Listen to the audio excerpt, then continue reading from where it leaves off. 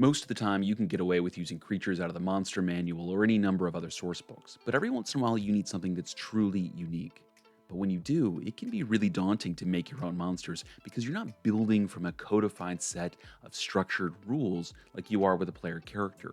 Instead, you're crafting from a loose set of guidelines with a lot of give and take to them. I'm rjcurrer, and today I want to tell you about my method for crafting monsters.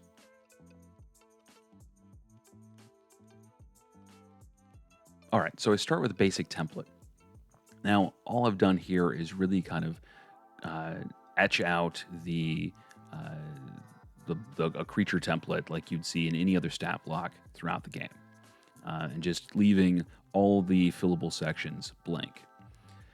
The second thing that I did is I went into the Dungeon Master's manual and I went to chapter 9 about making various elements of the game and went to the making a monster section. And while they've got a lot of really good guidelines in there, I don't follow them exactly.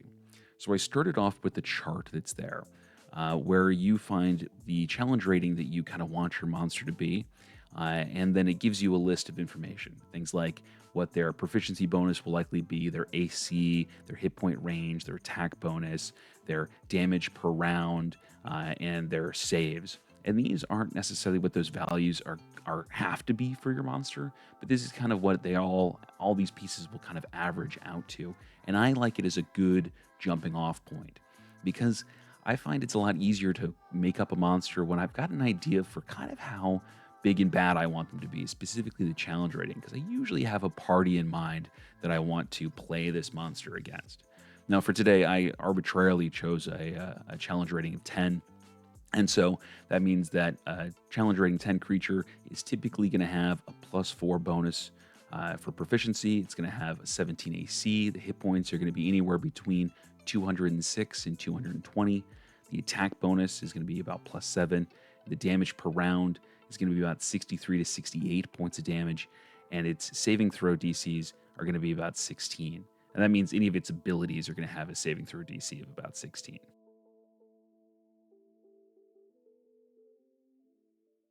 With that in mind, the next step was to come up with an idea for my creature. And I do this by coming down to the bottom of my template and going into the description section here. And now I'm just spent some time etching out what I think this creature is going to be, what they're going to be like. Now, the idea that I had was I was thinking something that's kind of a manifestation of a great old one, something that's a little Lovecraftian, it's a little eldritch horror-y, but I didn't want to do like a demon spawn or something that was a little more fiendish. I thought instead it might be really cool to do maybe an ooze-like creature, something that's a seeping slime that's a manifestation of an elder god, something along those lines. And so, through a couple iterations, I came up with the following, where I thought of an eldritch ooze that is a primordial aspect of a great old one, and their manifestation in the material plane is often the result of a summoning ritual performed by a small cult of faithful worshippers. To the cultists, there is no distinction between the ooze and the ancient god itself. However, an eldritch ooze only possesses a fraction of the power belonging to the god who spawned it. And so that was kind of my rough idea from this. It's something that you would summon into the world, that a cult would summon into the world through some sort of dark ritual, and it would take the form of an ooze, bearing some of the power of this elder god that they pulled into the material plane. And with that, had sort of like another idea in terms of a core ability. Not necessarily something that goes in the stat block, but something that's more of a narrative effect. And that's that it should be fed by worship, where the longer the ooze is treated as the avatar of a god, the more powerful it grows and eventually transforms into a greater eldritch ooze or even an eldritch horror of some kind. And those don't exist. I don't know what those are yet, but they're two more ideas for monsters that I might make in the future to torment other parties with, or I challenge other parties with. And since I'm doing an ooze, I went into the monster manual and I looked up some of the the ooze nature of things, right? Like an ooze typically doesn't require sleep, although it still requires food and air potentially. So all good things to know, especially if I'm going to DM this with some crafty players who might bring various elements of the surroundings to bear against this creature.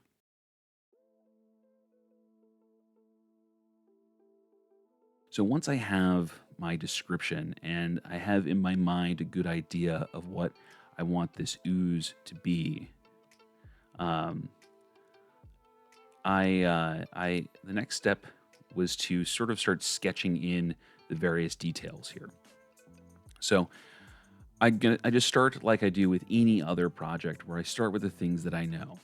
I know that this is going to be a large ooze. That's the creature type, and I don't think that it possesses morality in the sense that we do. So I made it unaligned, although I kind of went back and forth between making it maybe chaotic neutral or something along those lines typically.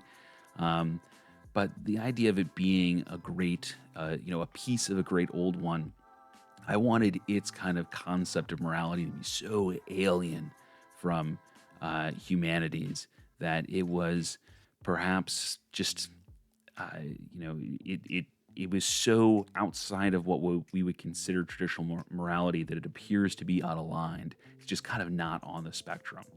And so that was kind of my idea for this.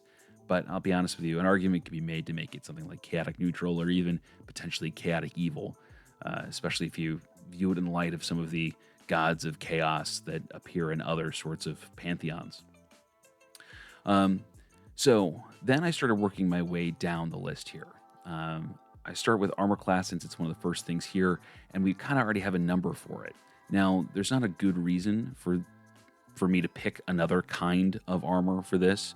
If it was a creature that wore armor, then I would probably try to figure out what kind of armor it was wearing and how that affects its armor class and how that might then affect its ability scores. But since this thing doesn't wear armor, I'm just for this particular case, I'm just going to go with the armor class is 17. And so I did 17 and natural armor for this. Now, the next bit comes with hit points. Now, hit points are going to be a combination of hit dice, and they're going to be the Constitution modifier. And the Constitution bonus is going to be based off of your Constitution modifier and then the number of hit dice that you have. The size of the die is determined by the size of the creature. So a large creature is always a D10. Now, I did some math on this, trying to get it pretty close to this range, and I ended up settling on something a little bit higher. I ended up settling on 225 hit points on average and 30 D10 plus 60 for my hit dice. Because the math just kind of came out well with that, where you're taking the average for our D10, multiplying it by 30 and adding 60, and nudging that along and keeping that in line with how that is going to affect other parts of the creature here. It just ended up being the best result. And so the average roll on a D10 is a 5.5, right? You get that by adding 1 to 10, you get 11, divide that by 2, you get your 5.5. 5.5 times 30, and then adding 60 to it comes out to this 225, which is just a little bit higher than we're looking for here. So it's actually in the range of a challenge rating 11, which I made mental note of as I was moving forward with this. It also tells me what my Constitution modifier needs to be, because the Constitution, this plus 60 is going to come from the Constitution modifier times the number of hit dice. So that means that this needs to be a plus 2. So I'm going to make this guy a 15 Constitution. Now, I don't necessarily worry about the other ability scores yet. I will fill those in later as we go, but I kind of work my way backwards to ability scores. There is a school of thought for starting with your ability scores and then building everything else out from that, but I've just always found that a little more difficult to control. And so I will tend to build everything else around and then kind of determine what my ability scores would have to be to make those numbers work. Now, one thing I want to change here is that because this is an ooze, I don't want to use the standard 30 feet. I want to make it 20 feet, make it a little bit slower. The skills, that is not going to affect your challenge rating. So really, you can just kind of plug in whatever skills make sense to you. It's something that I typically leave closer to the end when I've got a better idea what the ability scores are going to be.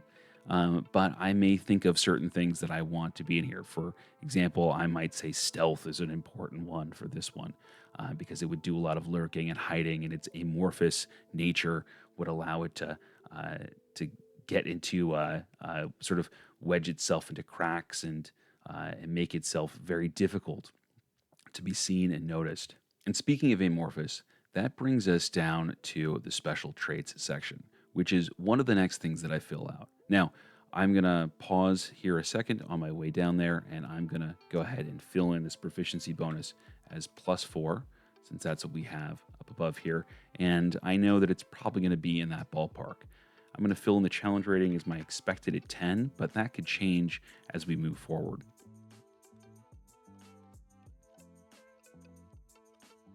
So now for the special traits, I was thinking through what sorts of non-challenge rating effective traits might this entity have. And the first thing that came to mind was, of course, amorphous. And so I stole that trait from the ochre jelly and just tossed it in here as is. There's nothing wrong with stealing features from other similar monsters. I did the same thing with spider climb from ochre jelly, giving it a little more versatility, letting it move around a little easier. But then I started thinking about the nature of this creature, and since it is a manifestation of an elder god, it should be a little bit like mind-bending. I think that its very existence should be somewhat fracturing to the mortal mind. And so I came up with this idea of mind-bending nature. And I like to make these in alphabetical order so that they're easy to find. And so I just toss that in the middle there. And the mind-bending nature is the eldritch ooze's very existence is fracturing to the mortal mind. On its turn, any creature who can see the eldritch ooze must make a DC 15 wisdom saving throw or become frightened for 1 minute. While frightened in this way, the creature is affected with short-term madness. An affected creature makes a new saving throw at the end of each of its turns, ending the condition on a success. A creature may use its reaction to avert its gaze and avoid the saving throw. However, the creature with an averted gaze counts as blinded for the purposes of resolving interactions with the eldritch ooze until the start of the creature's next turn.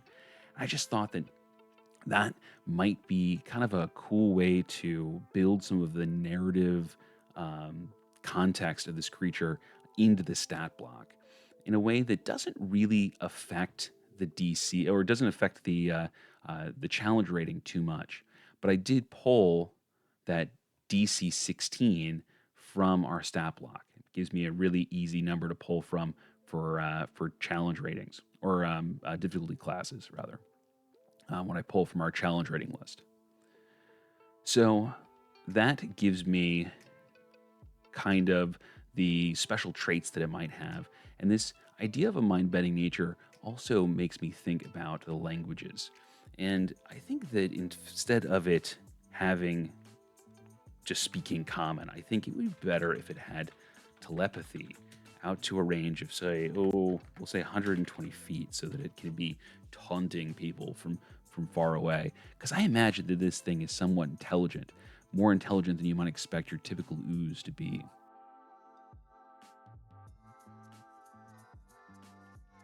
So now that I have the traits built out, I move on to the actions. And the action economy is going to be a big factor in determining the overall challenge rating of this creature. Now, we have, in this case, some suggestions of the work done for us. We have an attack bonus of +7. We have a target damage per round of 63 to 68. And those are numbers that I'm going to use to help kind of build out the attacks that I'm looking for and getting this creature to the point where it's doing about the amount of damage that I want it to do every single round so that it's an actual challenge to the level of characters that are going to face it. Now, I kind of envision this thing as kind of a big bad. I think of it since it's the manifestation of a great old one, of an elder god.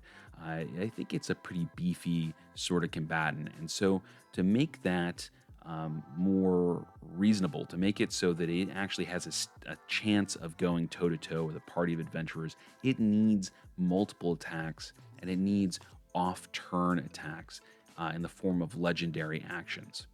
And so, in thinking about that, I started doing a little bit of math and trying to determine exactly how much damage it does. And so, what I settled on was it would have multi attack and it would have one melee attack, a pseudopod attack, where it's a +7 to hit. It has a reach of 15 feet, so it's got a nice long reach, so because it can kind of extend itself, right, and lash out. But it doesn't have a ranged attack, and it can hit one target with each pseudopod attack.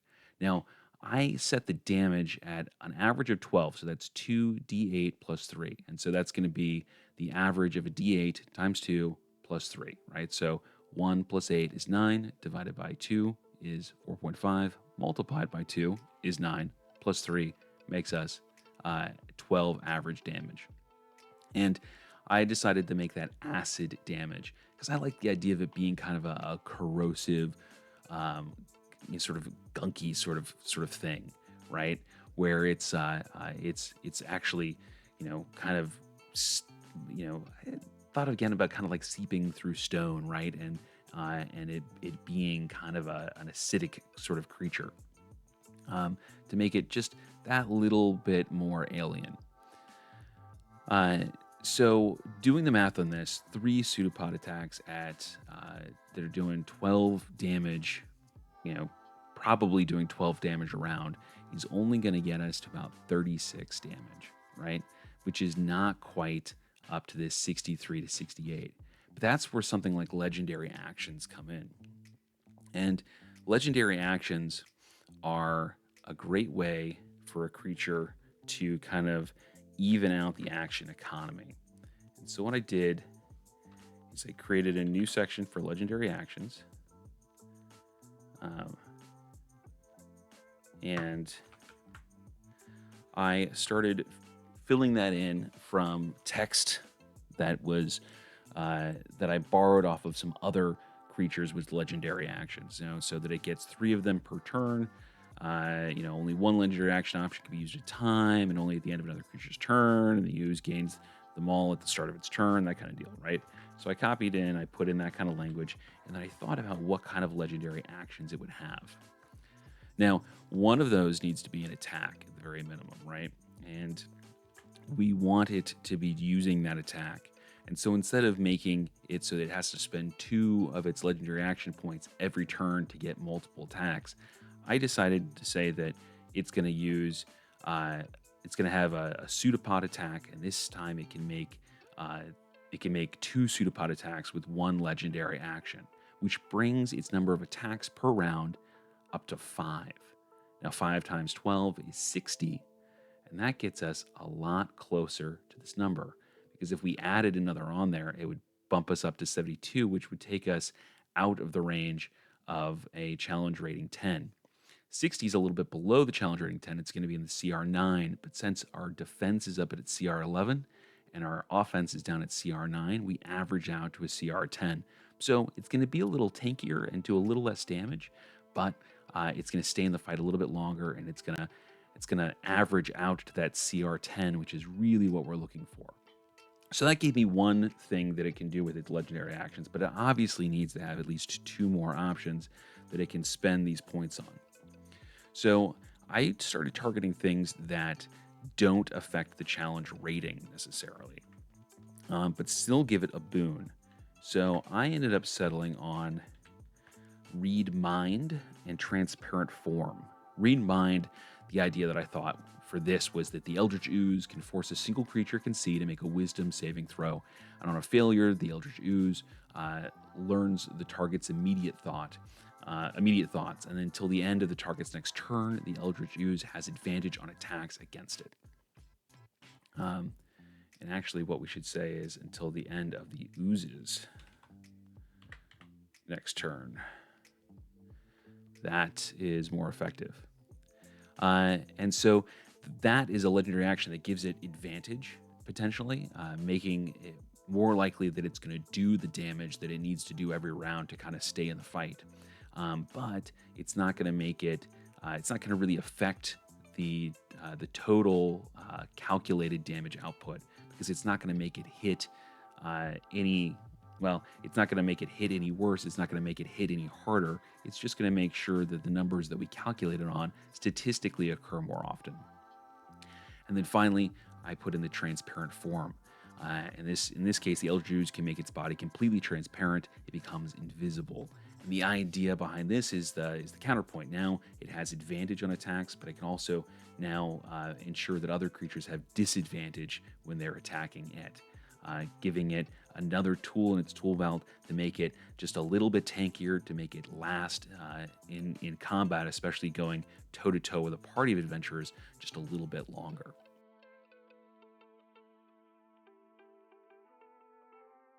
And so now I've got the core of this creature down. It's time to kind of fill in some of the details that I was thinking about here.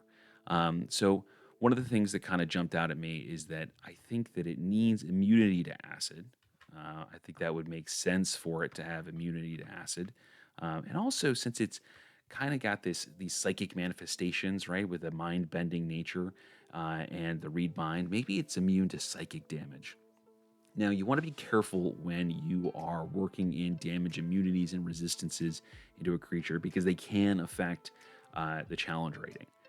But generally speaking, if you've got less than 3 resistances and immunities total, you're really not making it too much beefier than it would be without resistances or immunities, especially if those are not something that are terribly common. You know, an acid and psychic damage are not terribly common damage types. I would tread a little more lightly if you were doing something that was like they were immune to piercing, slashing, or bludgeoning damage, or fire, or perhaps cold, because those are far more common damage types that you're going to see coming out of the characters. And so, again, you know, it's not a big deal for them to be immune to one of those things or 2 of those things, but once you start hitting 3 or more immunities, it really does affect their tankiness. It's going to affect what their effective hit points are, and it's going to make them act as though they're a higher challenge rating than you intended. So I have got that down, and now it was time to kind of start to reverse engineer some of the ability scores. Now, a couple of them are pretty easy. For example, the dexterity. You know, I think the pseudopod is a dex-based attack. I don't think it's a strength-based attack. And so, because I envision it as more of a whippy kind of thing as opposed to a slam. And so if it's going to be a +7 to hit, then it needs to be a and if it's +7 to hit, and we've got a proficiency bonus of +4, then this has to be a +3, because we need 3 + 4 to make 7. So we'll make that a +3. We'll make that a 16. And now the rest is just kind of a vibe, right? Like, how intelligent do I think it should be? How charismatic should it be? How wise should it be? And when I look at this, I'm thinking about, when I'm thinking about raw intelligence, its ability to rationalize and reason. And I think it should be relatively intelligent. So I gave it a 17, so to have a +3 here. And then for wisdom, I think that it's observant. It's a little intuitive, not as intelligent as it is, but I think it has a little bit of intuition and the ability to be a little observant. It would have to glean information from the minds of others. And so we're going to make that a 15 + 2. And then for the charisma, now I, want to point out that I don't conceptualize charisma, and the game doesn't conceptualize charisma as riz, right? Like, it's not purely your ability to charm. It is the force of your personality.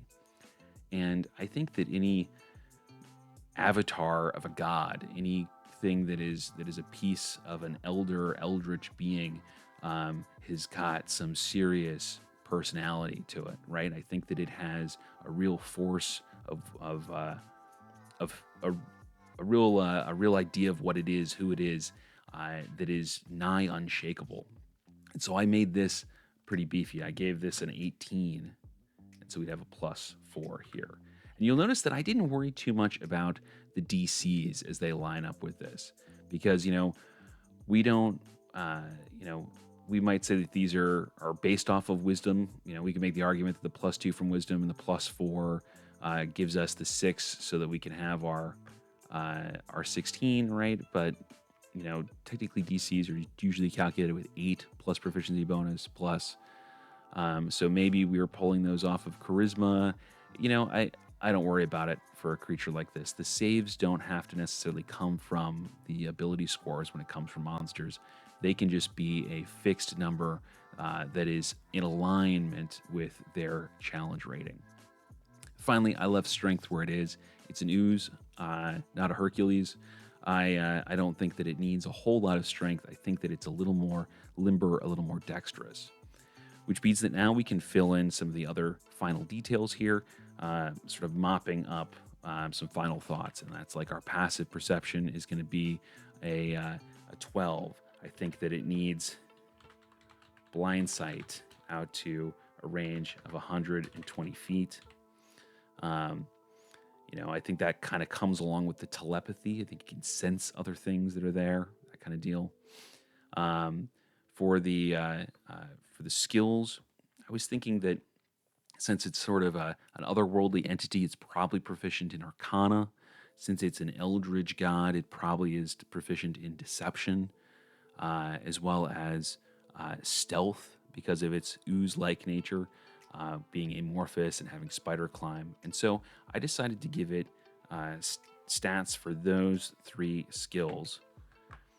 And those we just determine what the bonuses are. We just determine mathematically. Proficiency bonus plus the relevant ability score. So it gives us a +7 for Arcana, a +8 for Deception, and a +7 for Stealth. And with that, we have built out a fully functional challenge rating 10 creature. Huzzah. And that's all there really is to it.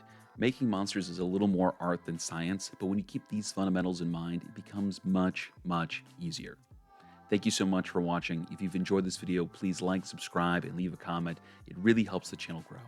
And if you enjoy my ideas and my content, why not join one of my tables?